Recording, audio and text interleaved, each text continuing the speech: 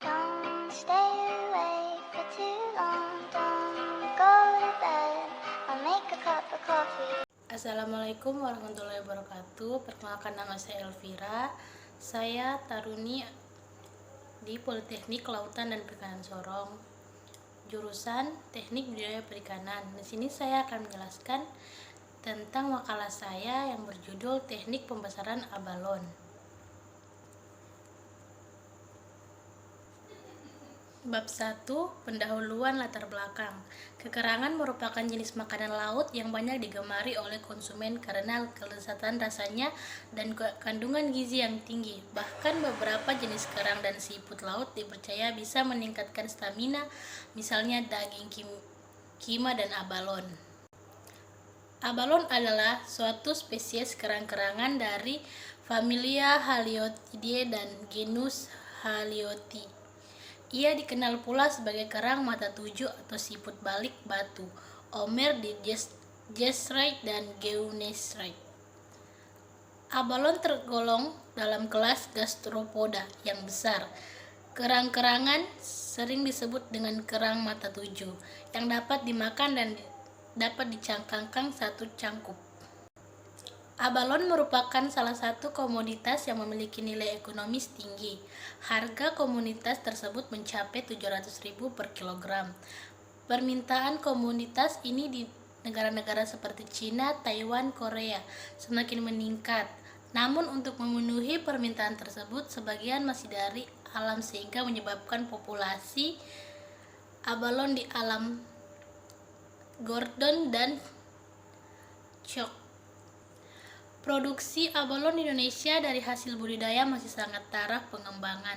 Pemerintah melalui Direktorat Jenderal Perikanan Budidaya mempunyai beberapa lembaga yang dilengkapi dengan fasilitas pembenihan abalon seperti Pusat Pembenihan Kerang Abalon Tigaron di Karangasem, Bali, Loka Budidaya Laut Stasiun Gerupuk, Lombok Tengah, Balai Besar Penelitian dan Pengembangan Budidaya Laut di Bali, dan Balai Budidaya Air Payau Takalar. Melalui lembaga-lembaga tersebut, pemerintah telah berhasil mengembangkan teknologi pembenihan dan produksi benih untuk dua jenis abalon, yaitu dan H. asininan dan H. aquaminitet. Tujuan penyusunan makalah ini adalah untuk melakukan studi pustaka dengan teknologi kerang abalon. Bab 2 yaitu klasifikasi abalon. Abalon termasuk dalam kelas gastropoda, famili Haliotidae, dan alam dilaporkan terdapat sekitar 100 spesies yang semuanya termasuk dalam genus Haliotis. Akan tetapi yang memiliki nilai komersial sekitar 10 spesies. Abalon Haliotis termasuk dalam suku Haliotidae. Walaupun hanya ada satu marga dalam satu Haliotidae, terdapat sekitar 4-7 buah submarga dan jumlah jenisnya berkisar antara 100-130 jenis, terkait dengan adanya hibridasi.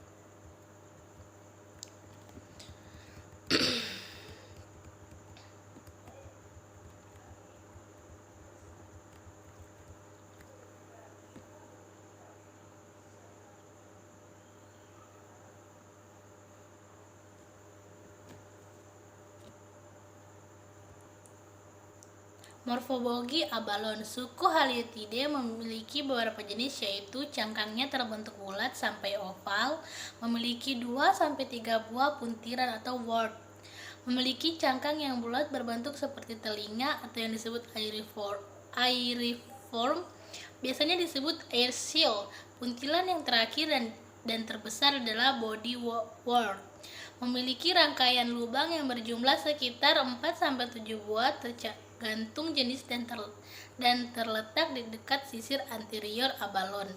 Memiliki cangkang yang terbentuk seperti telinga, sehingga masyarakat di Maluku biota abalon biasa disebut dengan biah telinga.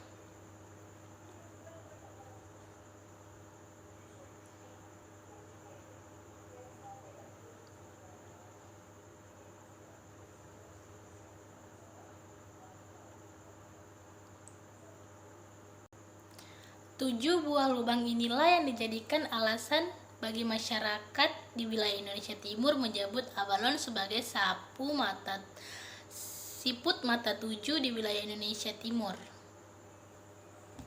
Habitat dan penyebaran. Abalon muda yang berumur 1-2 tahun banyak ditemui di perairan yang berarus sedang dengan kedalaman 0,5 sampai 1 meter dan pada karang serta bebatuan. Abalon terdapat di perairan pantai berkarang di laut terbuka, mulai dari tepi perairan pantai yang dangkal sampai kedalaman 20 meter. Kekarangan ini ada yang hidup di air tawar darat maupun di perairan pesisir dan laut. Namun demikian, mayoritas kekarangan hidup di perairan laut, baik di perairan pantai yang dangkal maupun di laut dalam. Kelompok kedua ini kita sebut saja sebagai kekarangan laut. Jenis-jenis kekarangan laut ada yang hidup di dasar perairan maupun di permukaan.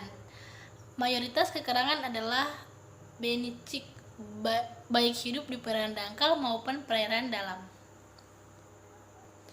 Pakan dan kebiasaan makan. Abalon merupakan hewan laut yang bersifat herbivora, artinya hewan tersebut menyukai makanan berupa tumbuh-tumbuhan yang hidup di laut seperti rumput laut dari golongan makroalga merah, makroalga coklat, dan makroalga hijau.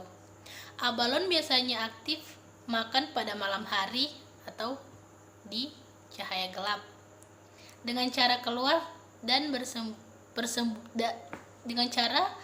dari tempat persembunyiannya dan memotong makanan dengan gigi parutnya. Ketiga golongan tersebut terbagi atas beberapa jenis dan beraneka ragam. Keragaman tersebut tidak semuanya dapat dimanfaatkan kerang abalon sebagai makanannya.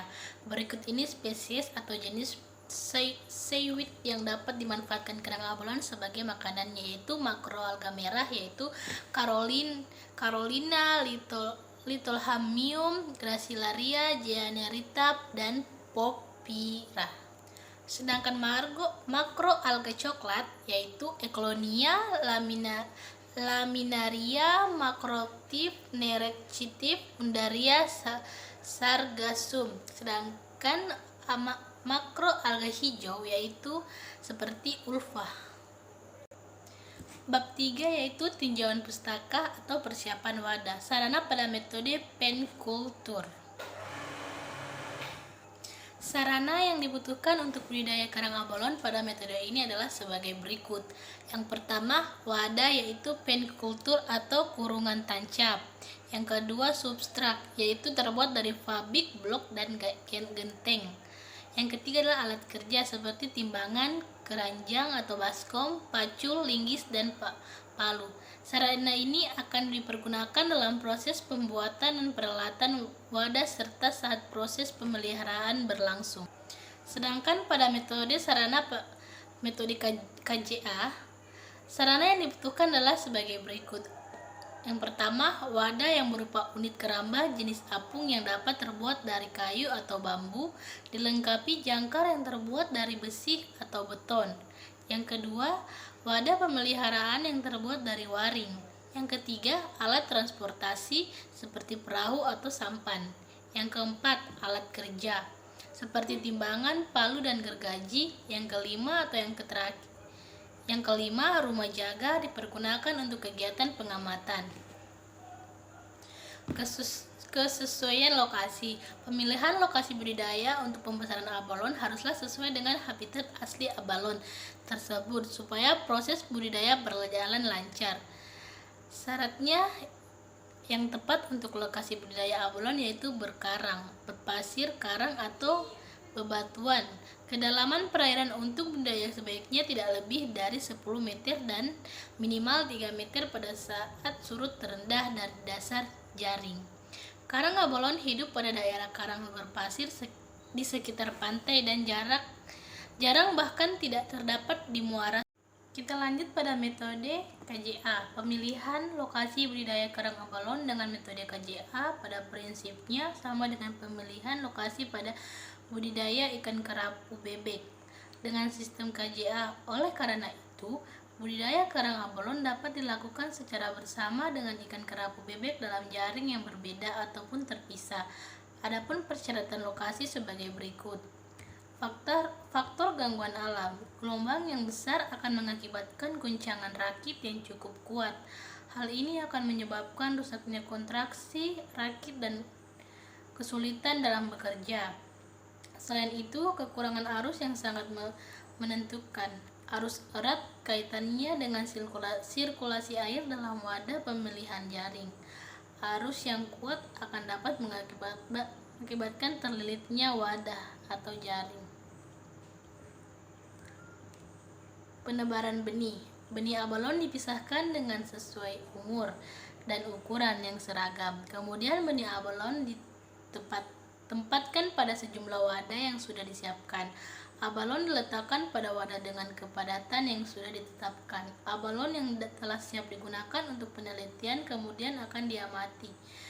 Perhitungan persentase kelulusan hidup, pengukuran bobot, panjang benih abalone, dan pengukuran kualitas air. Selama pemeliharaan, abalone diberikan pakan berupa rumput laut. Pemberian pakan sebanyak 20% dari bobot biomasa abalone setiap minggu. Perhitungan kelulus kehidupan dilakukan dengan menghitung jumlah benih yang hidup pada awal dan akhir penelitian. Pergantian air dilakukan selama 7 hari sekali dengan air media perganti yang telah disiapkan. Manajemen pakan. Pakan untuk pendederan kerang abalone ukuran 0,5 cm sampai 1 cm berupa ulva SP. Dikarenakan tekstur ulva SP lebih lembut setelah ukuran mencapai 2 cm sampai 3 cm.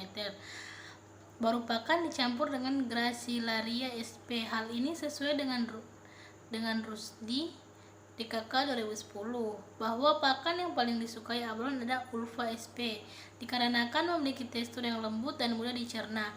Pakan kerang abalone ulva SP didapat di sekitar pantai dekat dengan saluran pembuangan yang berada di belakang balai, sedangkan Gracilaria SP yang didapat dari tambak di daerah Situbondo. Setelah itu pakan tersebut dikumpulkan dalam kolam penampungan pakan yang berisi air laut sehingga 30 cm sampai 40 cm dan menggunakan sistem sirkulasi agar pakan tidak cepat busuk dan kotoran seperti lumpur dapat terlepas dari pakan.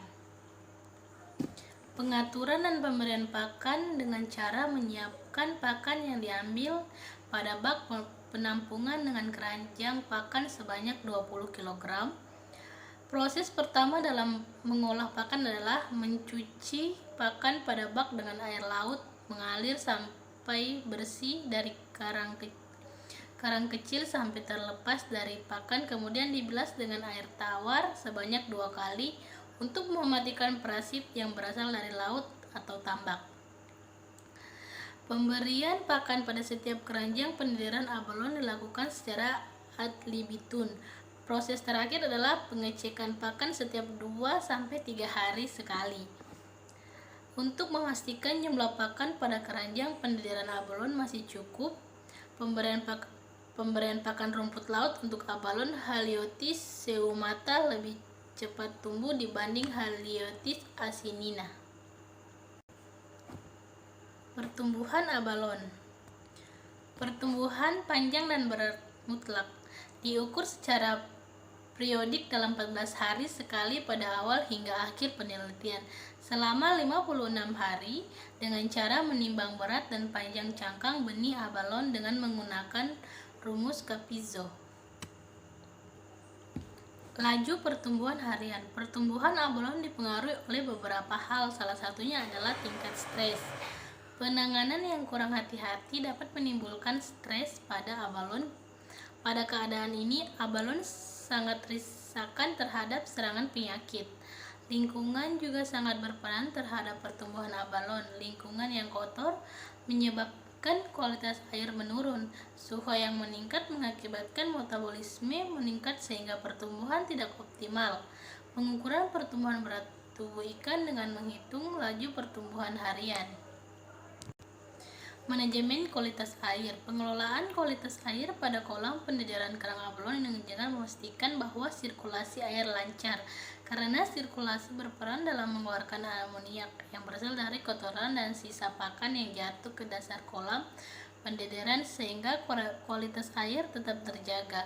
Aerasi pada tiap kolam harus berjalan lancar agar suplai oksigen pada kolam pendederan baik. Pada pengukuran kualitas air diperoleh 29 derajat Celcius dan salinitas 33 ppt. Hal ini sudah sesuai dengan suhu yang optimal untuk abalon bersekitar antara 240 Celcius sampai 300 Celcius, sedangkan salinitas optimal antara 30 sampai 35 ppt. Hama dan penyakit. Hama pada pendederan kerang abalon berupa kepiting kecil, kerang kecil, dan udang-udang kecil yang berasal dari Gracilaria sp. Hal ini dikarenakan bentuk Gracilaria sp yang mengerombol sehingga pada saat pencucian pakan yang kurang bersih, hama masih menempel pada pakan dan masuk meranjang pendederan. Hama yang masuk menyerang dan berpengaruh pada kelangsungan hidup abalon dan kompetisi dan dalam mengonsumsi pakan. Hal ini sesuai dengan bahwa salah satu cara pencegahan penyakit adalah pakan yang diberikan harus dalam keadaan segar dan bersih. Sedangkan pada ulva sp tidak ditemukan hama karena ulva sp diambil dari pinggir pantai dan bentuknya seperti lembaran plastik sehingga pada saat pencuciannya tidak terdapat hama yang menempel. Pemanenan. Masa pemeliharaan abalon untuk pembesaran yaitu dilakukan dalam kurun waktu 12-14 bulan dengan panjang cangkang lebih dari 5 cm dan berat tubuh bersekitar 40-50 gram. Sebagai ukuran konsumsi, beberapa abalon yang telah mencapai ukuran konsumsi akan dipilih calon induk dan dipisahkan dalam keranjang yang berbeda untuk dipindahkan ke tempat hatchery pembenihan abalon. Abalon yang siap panen akan dipindahkan ke darat dengan membawa keranjang yang sudah dipersiapkan. Abalon yang dikemas dilepaskan dari pipa maupun keranjang dengan menggunakan spatula plastik dan diletakkan pada jaring yang didesain seperti kantong dengan ukuran 10 x 10 cm kuadrat agar abalon dapat menempel pada substrat. Setiap kantong berisi 50-100 ekor abalon. Kantong jaring dimasukkan pada kantong plastik transparan dengan ukuran 120 x 50 cm kuadrat dengan ketebalan 0,5 mm. Tiap kantong plastik diisi air 25% dan oksigen 75%. Diikat dengan karet dan ditempatkan pada kotak styrofoam dengan diselipkan es batu sebanyak 2-3 buah untuk menjaga kestabilan suhu saat transportasi. Cukup sekian dari saya, semoga apa yang saya sampaikan dapat bermanfaat. Maaf apabila ada salah kata, karena manusia tidak luput dari kesalahan. Terima kasih. Wassalamualaikum warahmatullahi wabarakatuh.